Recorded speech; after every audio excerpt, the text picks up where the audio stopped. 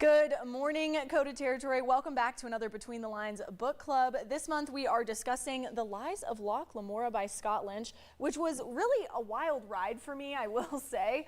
It was quite the adventure. I loved the heist. And I guess as we get into it, we'll get more in depth on the plot, but I want to start out with what were your just kind of general overarching thoughts about this book? I really liked it. I thought it was very fun. I thought it was very exciting. I appreciated how we stepped outside of our usual comfort zone and went with a different book than what we normally would read, and it was really refreshing. Yeah, it really was. I was a little skeptical going into this because typically I don't like stories that are heist centered. That's not typically my thing. I like a little bit more adventure, less trickery, where I can kind of see where the quest is going, right? And I feel like I didn't really know ever where the heist was going. I never knew what was going to happen, which was a lot of fun, and it kept me really hooked throughout the book too. What did you rate this one? Definitely above a 4. Okay. Leaning towards 4.25, maybe a little higher. So I think this is probably the highest rated book. I think this is our highest rated book so far of this book club. And I think I would agree with you. I'm leaning 4.25, maybe 4.5, if it really sticks with me in the next few weeks as we start our next books and stuff. I really want to talk about Locke as a character because I loved him. I thought he was so smart. I loved the clever little tricks. I loved the way his perspective was conveyed throughout the story. And the name switching, so you knew it was him, and the calculation, it was just very satisfying. I am a huge fan of incredibly smart characters. I don't want to be able to know what your next move is. I want to be surprised with the actions, with the plotting, with the trickery. It reminded me a lot of Aelin from Throne of Glass, yes, where all the planning and the reader doesn't know till kind of towards the end or after the plan has unfolded. The other cast of characters doesn't really know either. And the whole time you just go, this person's crazy. Yeah. They're absolutely crazy. No, they Locke can't pull that off. What are they doing? Genuinely, yes, he is insane. And there's no other way to put it besides that. I thought the writing style, Scott Lynch's writing, did Locke a lot of justice because he kept those twists and turns in an engaging way. So even though every time when he would get out of the situation. Obviously, he's our main character, and there are more books in the series. So, we have to have the gentleman's bastards sort of get out of these predicaments somehow. Even though he got out of things overall, it was different and unique every single time. Yes, and I really appreciated the fast pace of the book because when these plots are going on, I think in books where it takes longer for those things to unfold, it kind of loses its magic and sparkle and excitement because you go, well, that's not that incredible or that impressive if you plan that over the course of 3 weeks or 2 months or whatever. But seeing how fast Locke moves through everything or how fast it's portrayed to us as a reader made it really fun. Yeah, and I also liked this sort of kind of dual timeline thing we had going on of, Locke pulling off this heist with all of these people and the Grey King and the entire nobility of everywhere, basically. Yes. And all the gang leaders, he's pulling off all this stuff while we're simultaneously learning about all of the things that he's pulled off from childhood to now. Yes, I thought it was really well done. Usually I'm a bit hesitant when it keeps going back to the past and the present, because sometimes I feel like it's a really obvious way for authors to include foreshadowing without doing legwork, essentially. Yeah. And it just feels like a letdown of you're really into the middle of the story, you're really excited, and then you turn the next page and you're like, okay, they're 12 again. Yeah. I didn't get that feeling at all with the way Scott Lynch did it.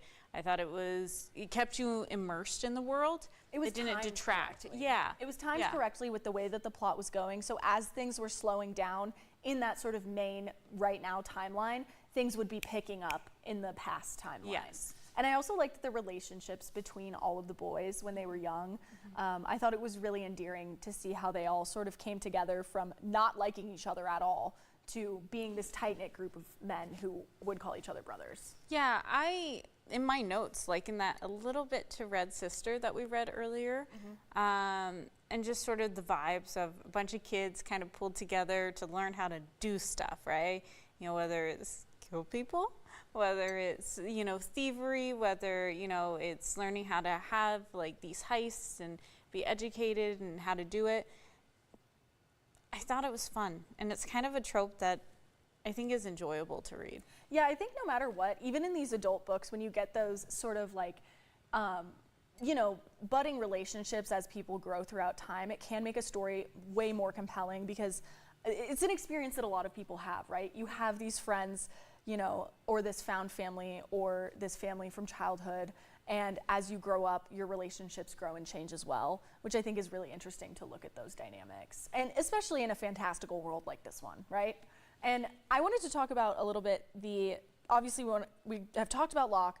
I want to talk about the other gentleman's bastards and what you thought of them. First, Chains. I thought he was cool. Like, he was cool. I didn't know if that would be a controversial opinion, but I thought he was cool. And I think I would prefer to work for him than like the thief master, essentially, of, okay, he seems to actually care about the kids, and he seems to actually have a little bit of heart in the game. I think he was a cool dude. Yeah. And the way he was able to focus more on doing like, no, we are going to be gentlemen about this, right? We're going to learn how to dress well. We're going to get an education. We're going to be smart about this. We're going to, you know, sort of have this respect for ourselves. Oh, yeah. You know, the saying, there's no honor among thieves. And then he's like, no, we're actually going to try to be good men. I'm going to teach you how to behave properly, act properly, have good manners. And I loved the way we were introduced to him as this blind priest who's, you know, all-knowing because the gods have blessed him. And then they go inside, he takes off his chains, he takes off and then he can see here, do everything normally. And they open up the trapdoor and he's like, guess what? It's all an act. And I also thought it was incredibly interesting and smart how they used that in the past timeline, the priest thing, we're, I forget the word for it, but like training under, you know, chains. And I thought that was an interesting plot point that they used to pull things off throughout. I think so, and it really set the tone if you put yourself in the perspective of like these young boys, of being able to see that shift, right? Because they're pretty amazed, and it's kind of like one of those awe-inspiring moments, and especially if you were a child, seeing that and that kind of transformation and being like, wow, someone can really do that. And setting sort of the standard and the hope of, hey, if you do the things I say the way I say them, you can do that. Yes. You can have these kind of moments. Yes, exactly. And now what did you think about the twins? Like Galdo and, forget his other name, but. Yeah, I forgot his other name. That's maybe mean that I only remember Galdo, but that was just a weird name that stuck out in my head. I didn't dislike them. I feel like they were kind of there, to be honest. Yeah, but I felt like they were good at being there. So I felt like they were very good supporting characters. They didn't need a ton of flair. They didn't need a ton of extra because they did their job. They were like the dumb, lovable sidekicks. And I think that sometimes when you're in these situations where you have very compelling characters like Locke, like Jean, like Bug, like Chains, that sometimes there needs to be some comedic relief, and I think the twins definitely were that. I was giggling at some of the things they would do and say. Yeah, I thought like a lot of the book I found very funny, not directly in like a ha-ha way, but more of in a sassy kind of way.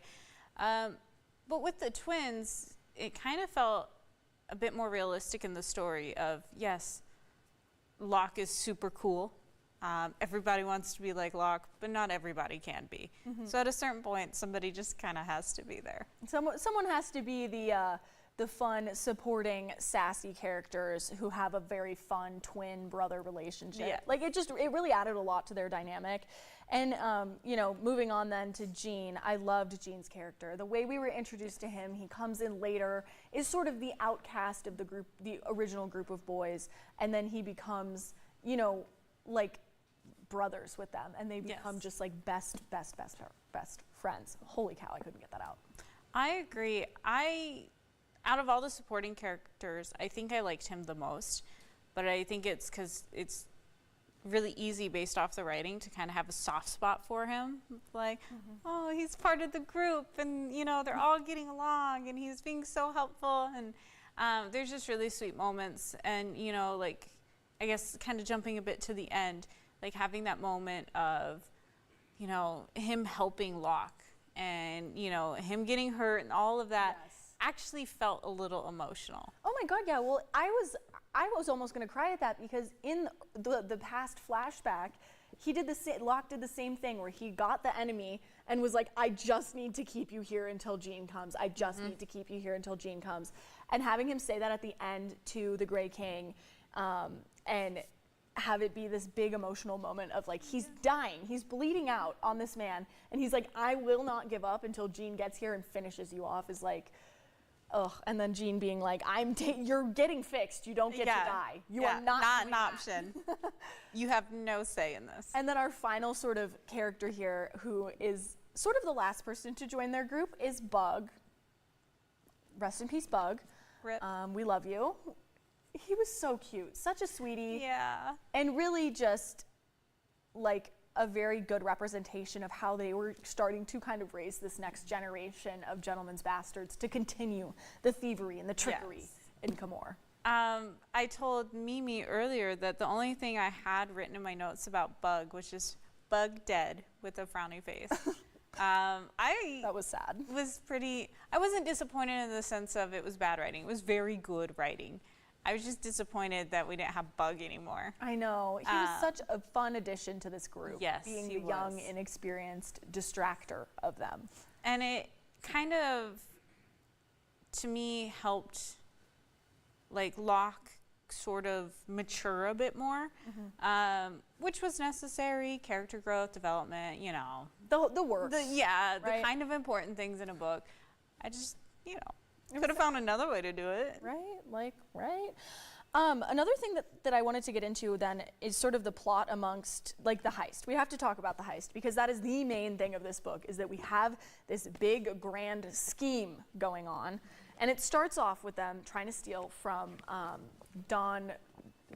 Conte? That's how I was saying. Conte? I don't know. I didn't listen to the audiobook for this one, so I don't know how the characters' names are pronounced. Don Conte and his wife, and it is very, very fun at first. Like, we're getting involved in all this. It's getting scandalous.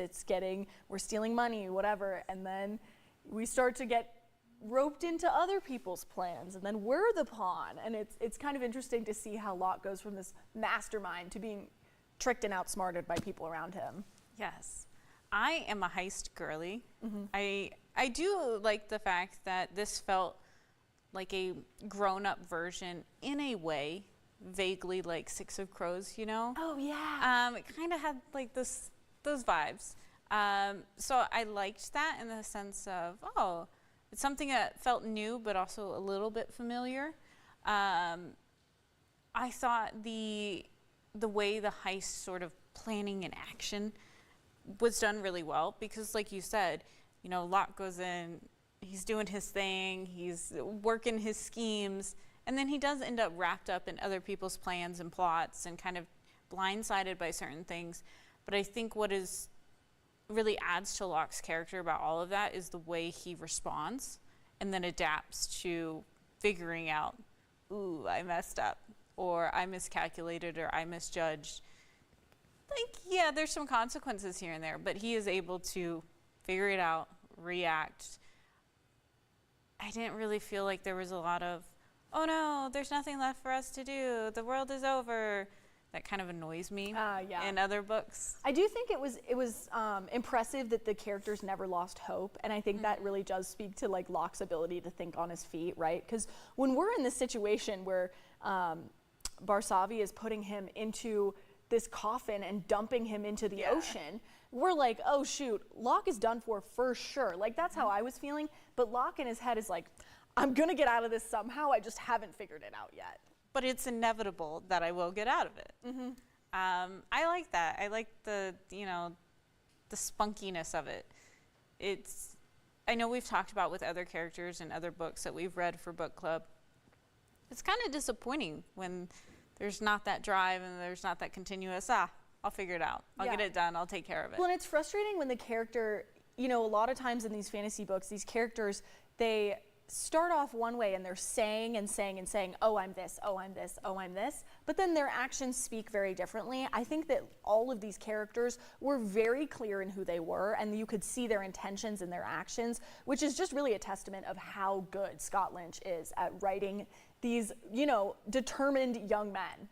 I would agree. I think it takes a lot of skills as an author to be able to write a character that clearly knows who they are and the reader clearly knows who they are, and yet still find ways to make them change and adapt and grow throughout the story and make them react to the plot consistently in a way that matches up with the identity that you've sold us. How did you feel when, you know, you were reading the part from Don Conte and Danya, forget the last name, but the spider, right? The spider. When we're reading this part about the spider kind of trying to trap Locke in her web here, how did you feel when that moment was happening behind Locke's back while he's planning on going back as Lucas? So I thought it was really great tension, you know, a little bit of gotta, you know, sit on the edge of the seat, really get into it. But also it was fun because at that point in the story, I felt like I had a good enough idea about who Locke was and his capabilities, and I was like, yeah, but he'll figure it out. Like, it's gonna be messy. Oh yeah. And I'm a little nervous and something else may happen. Like, there are gonna be consequences, but he will figure it out. And so I really felt motivated to keep reading and to keep being involved in the plot, because it was like, well, like, he'll sort it out. Yeah. He's got the skills. It'll work out in the end. Yeah, I did sort of like that moment, you know, at the very end of the book. I don't know if it was in the epilogue or the last chapter, but after we had kind of, you know, everything, the dust was settling and all of the nobility was like, all of our money was on that boat that we just sank. We didn't have to do any of that. We didn't have to do any of that, and he told us that we didn't have to do any of that, and we are so dumb for falling for it. Kind of felt like that, a very good wrap up to the end of the story where Locke was like, well, if I don't have my money, nobody will. Yup. I thought it was really cool, particularly because I feel like Locke genuinely knew what they were going to do. And was like, well, if I say this, they'll do this. If I say that, they'll do this. And you have to like a character with that much confidence. Oh yeah. Like, it's just fun. I feel like Locke could walk into any, like, let's say he's a real person, he could walk into any bar and I think instantly everyone's eyes would go to him, because he is like, the way he carries himself in these books is like, yeah, he can blend into the shadows when he wants to, but in a lot of these situations he's presenting as this, you know, It's a character. I'm Mr. Nobility and I'm gonna help you get your money and we're gonna make you rich, but I'm actually stealing everything from you right under your nose. You know, Yeah.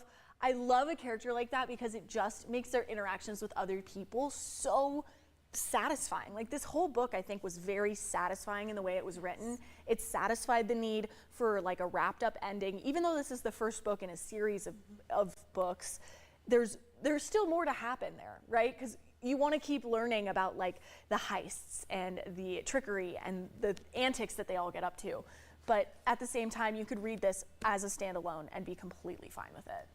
I think this book was so satisfying, particularly because as the reader, I always felt like I was in on the secret, you know, like, ooh, I know something you don't. Yeah. The whole book, because every time something came up, I was just like, well, I know this is gonna happen, but not in a, oh, this is so predictable, but in a, well, I don't know all the details. Yeah.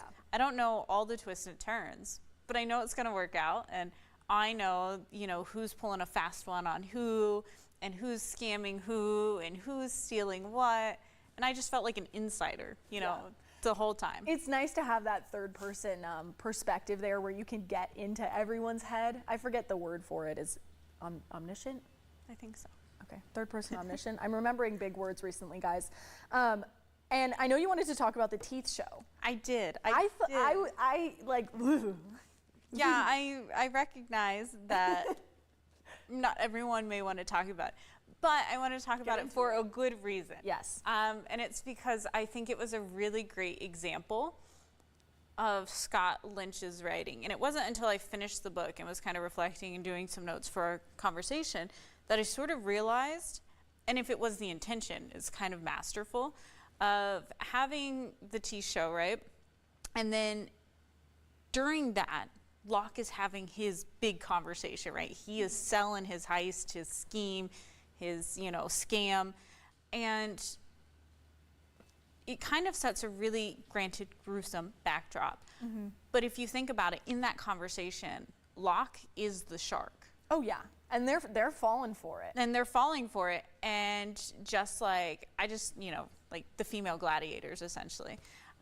Pronouncing that whole word is I'm not. a little bit of a toughie. We're not going to get into it again. Yeah. Did you listen to the audiobook? Because that would have been one where if I listened to the it, very first Okay. part of the book on audiobook, and then I switched.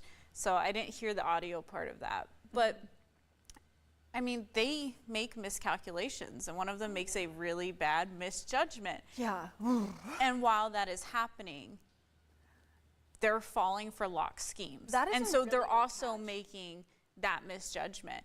And so I was like, wow, like this whole backdrop sort of an analogy for this conversation, and really sets up who Locke is in terms of like the setup of society, like where his role is. He's the shark and Yeah. the noble. Yeah, no, I didn't even catch that. So that's a really good catch. And that has to be intentional. I mean, the way that everything was set up in this book, Scott Lynch must have had to be sitting down with like a red string and a board. Yes. Because there's so many things that are connected and that you have to drop little hints about without it being too obvious. Like, the falconer and like all of that stuff is incredible because it's like, how did you plan all of this? It's like when you read a good book like this, it's like how I need to know how. I also thought part of that was super interesting, in terms of like registering and connecting everything of Locke's necklace. And sort of the whole tie to that of like, oh, he's been connected in a way to a shark his kind of entire childhood, and like his life mission, his goal essentially, as we more so realize towards the end, of atoning for this mistake and putting the pieces back together, is all tied to that shark as well, and sort of the symbolism of it. So I just thought it was super cool that by the end of the book, Scott Lynch still comes back to that theme and still references that sort of analogy that he presents. Oh yeah, especially, yeah. No, I think it was really good. As we wrap up here, is there anything else that you really want to touch on before we kind of talk about our next book? I just really love a gang of reject orphans. Yeah. I gotta say, It's it gets great. me every time. I'm sold on it every time. Well, that's why that's why, at least for me, that's why I liked Red's sister. They were all kind of reject, Yeah. in the nunnery. But for next month, we are reading Starling House by Alex E. Harrow. This is one that I have read, but it's like a fantasy horror gothic, like Southern Gothic situation. I highly, highly recommend that if you haven't picked up a book with us so far yet this year, you pick up Starling House. I would say it's a little more beginner friendly for fantasy because it's a little more leans on into the magical realism side of things, where there's fantastical elements, but not, you don't have to learn a whole new world. You don't have a map in the front of your book. You don't have a dictionary in the back. We're based in the U.S. South. It's something that you definitely could get behind, even if you're not a huge fantasy reader. And we'll have all the details on that book on our Facebook in a post and also on our Instagram in a post. So make sure you join us on, I believe it's October 29th is the last Wednesday of the month. So join us October 29th for another discussion of that. I am really looking forward to it because I actually rated that book 5 stars the first time I read it. Did you? Yes, I did. Oh, I'm more excited now. All right, well, thank you so much for joining us. We'll see you right back here next month.